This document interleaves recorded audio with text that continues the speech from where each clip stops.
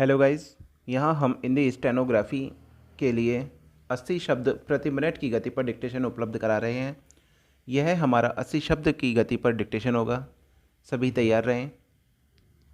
जो एसएससी की तैयारी कर रहे हैं छात्र, उनके लिए लाभदायक है, और राजस्थान हाईकोर्ट वाले छात्र भी इसको बनाकर देख सकते हैं।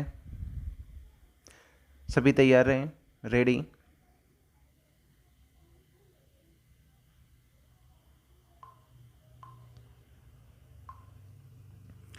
हालांकि अन्य प्रावधान जैसे पंचायतों को वित्तीय अधिकार देना या पिछड़े वर्गों के लिए सीटों में आरक्षण आदि राज्यों के अधिकार में आता है। स्थानीय निकायों को योजनाओं के क्रियान्वयन को जांचने और निरीक्षण करने का भी अधिकार होना चाहिए। स्थानीय निकायों के लिए आवंटित धन पंचायतों, नगर पालिकाओं तथा निगमों के खाते में जाना चाहिए।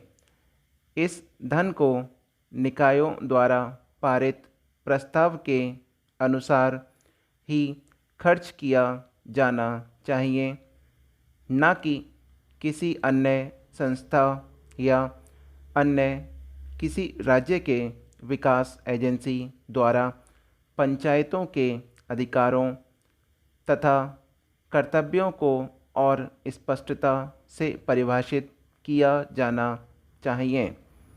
उदाहरण के तौर पर 11वीं अनुसूची के अनुसार कृषि को पंचायतों को दिए गए 29 विषयों में सम्मिलित किया गया है। कृषि अपने आप में एक व्यापक विषय है। यदि हम यह स्पष्ट कर सकें कि कृषि के कौन से आयाम या पक्ष पंचायतों का दायित्व है, तो उन्हें कृषि क्षेत्र में अहम भूमिका निभाने में सहायता मिलेगी। दूसरा महत्वपूर्ण मुद्दा यह होना चाहिए कि पंचायती प्रणाली सरपंच केंद्रित बनकर न रह जाएं। गांधी जी के अनुसार एक आदर्श शासन प्रणाली को उत्तरदायी, जन केंद्रित, न्यायपूर्ण और प्रजापालक होना चाहिए। जैसे भगवान राम के राज्य में भी राम राज्य की अवधारणा में ही ग्राम राज्य या ग्राम स्वराज्य की अवधारणा निहित है। ग्राम पंचायतों में समितियों को महत्व देना जरूरी है। इससे उनकी कार्यकुशलता बढ़ेगी। ग्राम सभा के सदस्यों को पंचायत की विभिन्न समितियों जैसे शिक्षा या स्वच्छता के लिए समिति में सम्मिलित करने से इन निकायों की कार्यप्रणाली में पारदर्शिता आएगी। यद्यपि कानून में महिलाओं के लिए 1/3 सीटों के आरक्षण का प्रावधान है, पर कुछ राज्यों में इसे बढ़ाकर 50% कर दिया गया है, जो स्वागत योग्य है। यह अपेक्षित है कि महिला सशक्तिकरण के माध्यम से सामाजिक आर्थिक परिवर्तन हो सकेगा।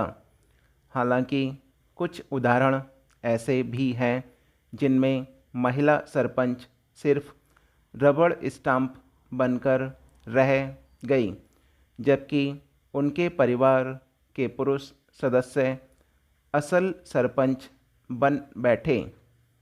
यह कुरीति स्वीकार नहीं हो सकती। महिलाओं को उनके अधिकारों के बारे में जानकारी दी जानी चाहिए और आरक्षण के माध्यम से उनका सशक्तिकरण होना चाहिए। हर स्तर के पंचायत कर्मियों को विभिन्न विषयों पर प्रशिक्षित किया जाना जरूरी है। इससे उन्हें वित्तीय, प्रशासनिक और राजनीतिक प्रक्रियाओं को समझने में आसानी होगी तथा पंचायती राज संस्थाओं को और भी प्रभावी बनाया जा सकेगा।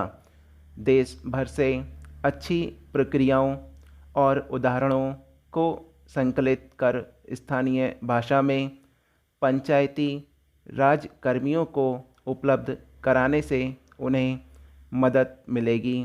प्रधानमंत्री मोदी के नेतृत्व में केंद्र सरकार ने 14वें वित्तीय आयोग की सभी सिफारिशों को स्वीकार कर लिया। आयोग ने स्थानीय निकायों पर विशेष ध्यान दिया और 2015 से 20 की अवधि के लिए 200 करोड़ रुपए सीधे ग्राम पंचायतों को प्रदान किए, जो 13वें वित्त आयोग द्वारा दी गई अनुदान राशि के तिगुने से भी अधिक हैं। जहां पहले अनुदान जिला और ब्लॉक पंचायत सहित 3 स्तरों के निकायों के लिए होता था, 14वें वित्तीय आयोग का अनुदान सिर्फ ग्राम पंचायतों के लिए है। पर्याप्त वित्तीय संसाधनों से पंचायतें विभिन्न क्षेत्रों में स्वावलंबन प्राप्त करने का एक महत्वपूर्ण माध्यम बन सकती हैं। इससे बेहतर आजीविका की तलाश में गांवों से शहर के लिए पलायन कर रहे ग्रामीणों का प्रतिस्थापन रुकेगा।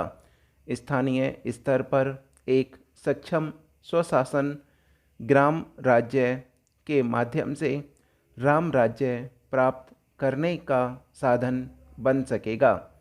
वैसे तो यह दौर पूरी दुनिया पर भारी है, लेकिन अभी देश की सीमाओं के भीतर देखें तो गुजरा एक महीना शायद आज़ाद भारत का सबसे कठिन समय रहा है।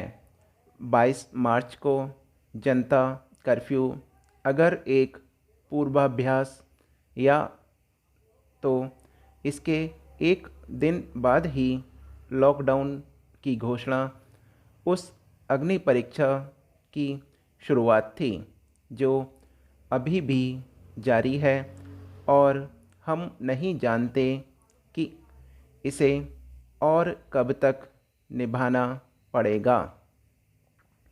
कोरोना वायरस की आपदा से देश को बचाने का दबाव इतना बड़ा था कि पूरे देश में संपूर्ण लॉकडाउन करना पड़ गया। अचानक आन पड़े इस संकट ने कई परेशानियां खड़ी की, लेकिन इसकी उपलब्धियां भी कम नहीं हैं। यह सच है कि हम लॉकडाउन के इस एक महीने में कोरोना वायरस के संक्रमण को पूरी तरह रोकने में कामयाब नहीं हो सके, लेकिन उसके आगे एक गतिरोधक जरूर खड़ा कर दिया। दुनिया के तमाम विकसित देशों जैसे चिकित्सा सुविधाएं न होने के बावजूद हम उन देशों की तरह संकट में गले तक डूबने से बच जरूर गए। कम से कम हमने कोरोना संक्रमण को दिन दूनी रात चौगुनी रफ्तार से बढ़ने वाली वित्त वृत्ति से काफ़ी पीछे रखने में सफलता जरूर हासिल की। आग को भले ही हम पूरी तरह न रोक सके हों, लेकिन विस्फोट को दबाने में हम कामयाब जरूर रहे। खतरा हालांकि अभी भी बरकरार है, इसलिए यह सफलता फ़िलहाल बहुत मायने नहीं रखती। लेकिन अगर हम इसमें भी असफल होते हैं तो इससे बुरा शायद कुछ और नहीं होता। पिछले 1 महीने के लॉकडाउन की सबसे बड़ी उपलब्धि यह सफलता नहीं है। सबसे बड़ी उपलब्धि यह है कि मोटे तौर पर पूरे देश ने मौके की नजाकत। समाप्त। गाइस, यह हमारी 10 मिनट की डिक्टेशन थी जो कि 80 शब्द प्रति मिनट की गति पर रही है। आप में से कुछ को शायद ऐसा लग रहा होगा बीच में मैं कभी स्लो हो रहा हूँ, कभी तेज़ हो रहा हूँ।